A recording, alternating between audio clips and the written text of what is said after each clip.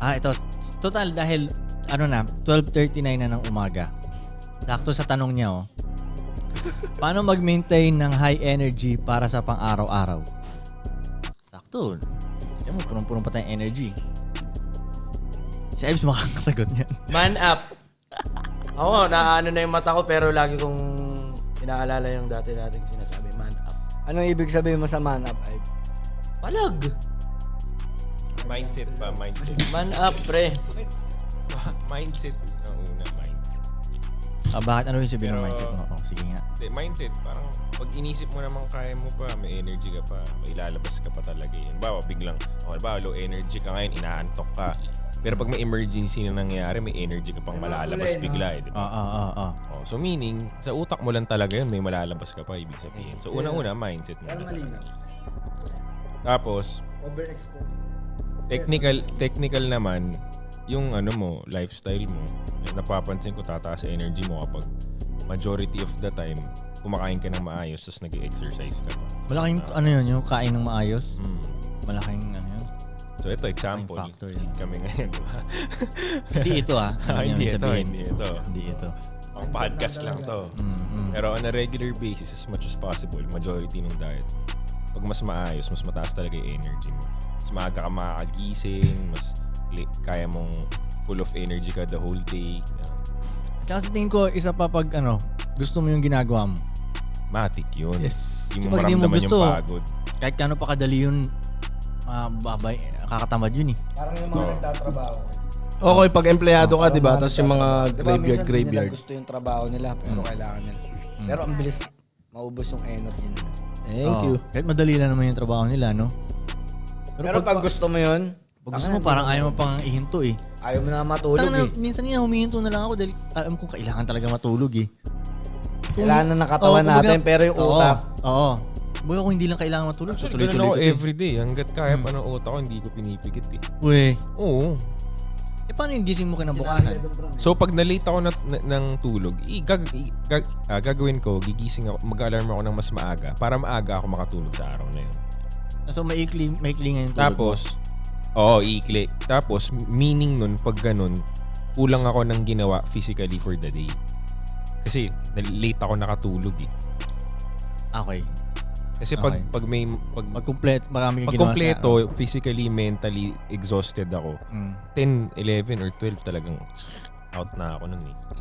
Pero pag halimbawa, puro mental stimulation lang ako for the day, nagtrabaho lang ako, walang workout na halo. After nung work hours ko, parang may energy left pa eh. Okay, ganun. Kaya hindi ako makatulog.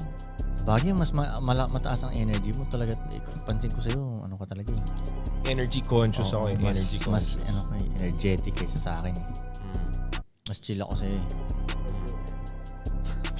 Ha? Pero, ano pa ba?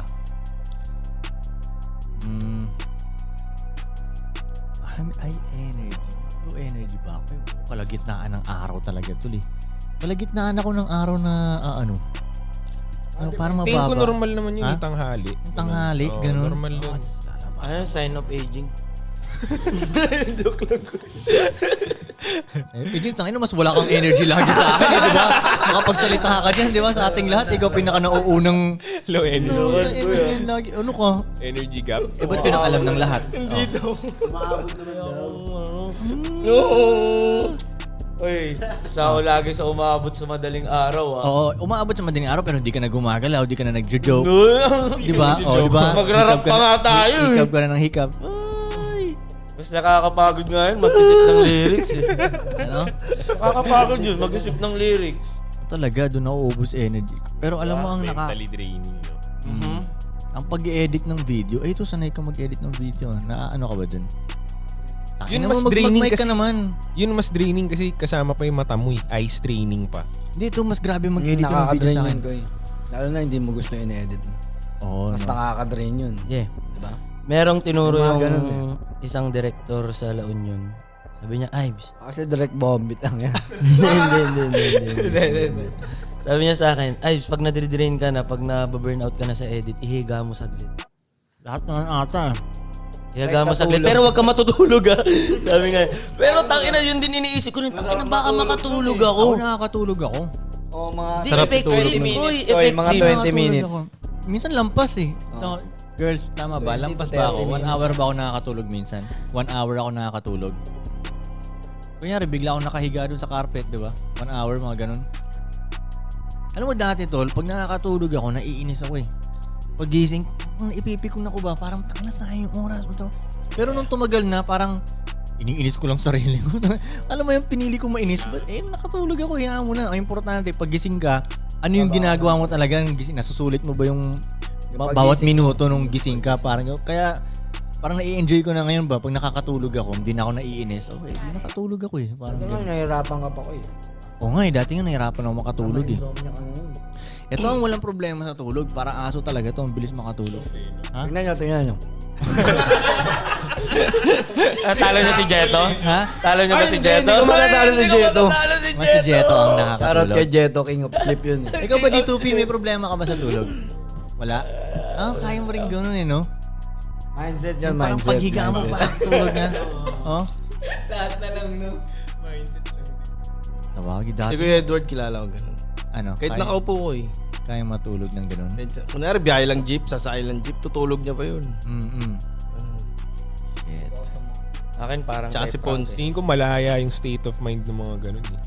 Oh, siguro mas konti iniisip nila. Oo, parang mas malaya. Magaan yung balikat ni Kuya Edward. state. Para kaya niya biglang... Sabagay. Ako hindi, tangina. Pero wala na akong ganun. Dati, malubha akong ganun. Tulog.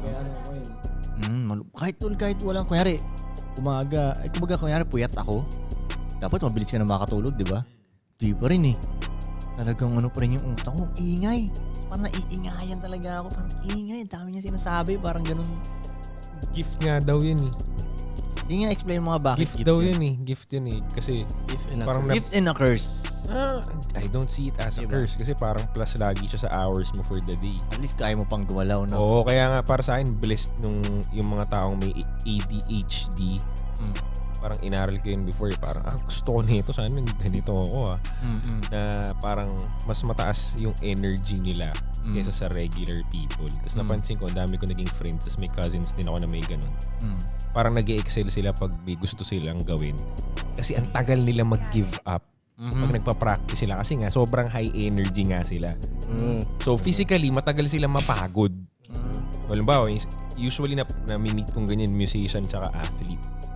So, pag inaral nila yung drums or kung ano man, boom, ang galing nila dun. Aral sila ng ganitong sport, ang galing nila dun. So, yun.